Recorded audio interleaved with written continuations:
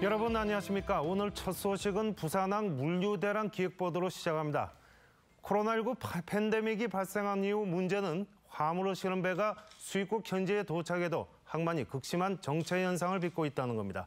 1, 2주 정도 바다 위에 대기하는 건 예사라는데 전 세계 항만 물류가 연동돼 있다 보니 이 같은 상황이 내년 초까지 이어질 거란 암울한 전망이 나오고 있습니다. 박준호 기자가 보도합니다. 지난 4월 미국 월스트리트 저널이 보도한 LA 롱비치항 앞 해상입니다. 수십 척의 선박들이 입항을 하지 못한 채 바다에서 1, 2주씩 기다리고 있습니다. 롱비치항 하역 작업에 극심한 정체 현상이 빚어지면서 무작정 기다려야 하는 상황이 발생하는 겁니다. An average of 30 container ships has sat anchored daily just off the coast of Los Angeles this year.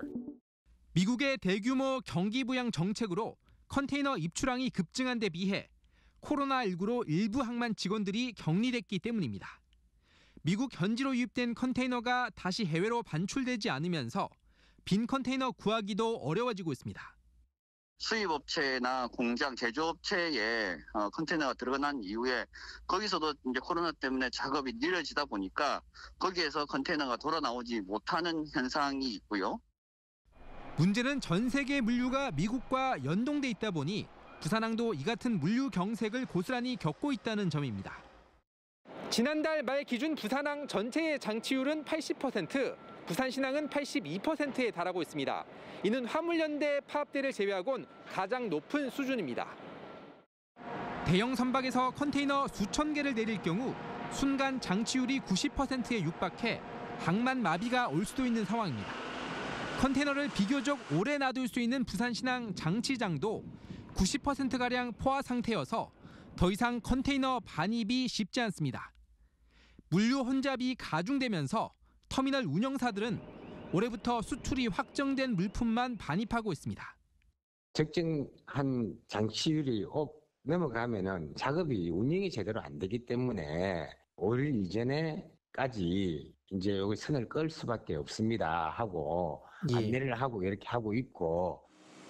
가장 우려되는 건 항만 논란이 내년 초까지 계속될 것이라는 점입니다. 전통적인 물류 성수기가 3분기인데다 연말 크리스마스 시즌까지 고려한다면 당장 해소되기 어려울 것이라는 전망입니다. 팬데믹이 완화가 되고 있기 때문에 이런 미국 항만의 물동량 폭주가 계속 이어질 것으로 생각되기 때문에 이 문제가 완전히 해결이 되기 위해서는 최소 연말 내지는 내년 초까지 아마 이 문제가 지속될 것으로. 코로나19와 함께 야기된 물류 병목 현상. 기업들의 피해가 커지고 있는 만큼 항만 정체가 더 이상 확산되지 않도록 해법 모색이 시급합니다. MBC 뉴스 박준호입니다.